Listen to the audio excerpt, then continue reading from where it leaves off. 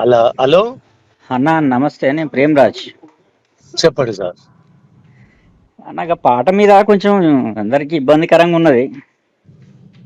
ఏమి ఇబ్బందికరం? మీ పాట పెట్టాలని మేము వీడియోలు పెట్టినాం, మేము పెట్టిన వాళ్ళమే కానీ ఓకే ఓకే ఓకే ఓకే చెప్పండి. అప్పుడు ఆవేదన ఉండే, కానీ ఇప్పుడు మళ్ళీ చేసిన దాన్ని బట్టి మళ్ళీ దీన్ని చూసి బాధ అనిపిస్తుంది. కీరవాణి ఎందుకన్నా చేయటం? ఎవరు చేయాలి? తెలంగాణలో ఎంతమంది లేరు, ఎవరైనా ఒక చేయొచ్చు ఒక సంగీత దర్శకుని పేరు చెప్పు నాకు. అన్నా. ఒక సంగీత దర్శకుని పేరు చెప్పు. ఒక్క సంగీత దర్శకుడు ఏందన్నా? ఇవి ఎంతమంది లేరన్నా? నేను 10 మందిని చూపిస్తాను. నేను అడుగుతున్నా కదా, ఒక్క సంగీత దర్శకుని, కీరవాణిని తలదన్నే సంగీత దర్శకుని ఒక పేరు చెప్పు నాకు. తెలంగాణ ఇచ్చింది, తెలంగాణ మనకు రాష్ట్రం ఇచ్చిన సోనియా తెలంగాణ ఆడబిడ్డ కాదు. అసలు వాస్తవానికి భారతదేశ వనిత కూడా కాదు పాపం. టెక్నికాలిటీస్ అన్నవి.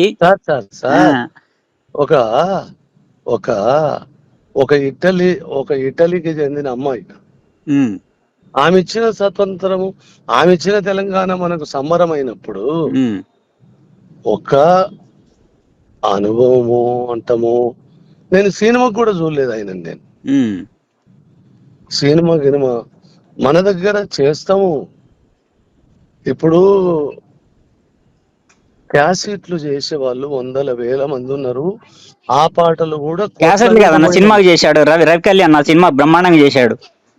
అర్జున్ ఉన్నాడు, రవి కళ్యాణ్ ఉన్నాడు. అట్టగా తండ్రి, నీ సినిమాకు పెట్టిన నా సినిమా పెట్టుకోలేను కదా.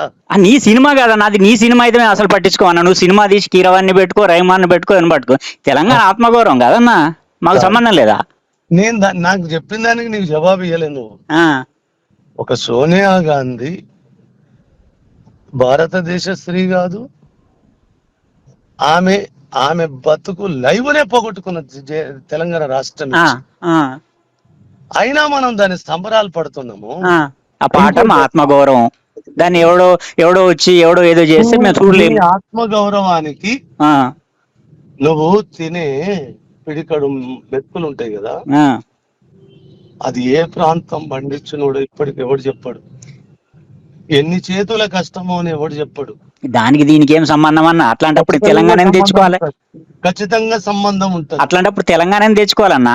ఎందుకు తెలంగాణ గురించి నువ్వు మాట్లాడినావు చెప్పి? అట్లయితే అట్లా అనుకుందాం. మరి సోనియా ఇచ్చిన తెలంగాణను అది ఇట్టలిది మాకెందుకని వదిలేస్తారా? మరి తెలంగాణ కాదన్నా, ఢిల్లీలో ఎవరున్నా చేయాలి. అది టెక్నికాలిటీ. నువ్వు ఆత్మగౌరవం వేరు, టెక్నికాలిటీ వేరన్నా.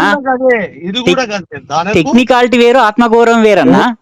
టెక్నికల్ గా రాసుకున్న కవికి ఒక ఆలోచన ఉంటది. అంటే మాకు ఆస్కార్ గ్రహీతలు కావాలనా? ఆస్కారం నాకెందుకయ్యా?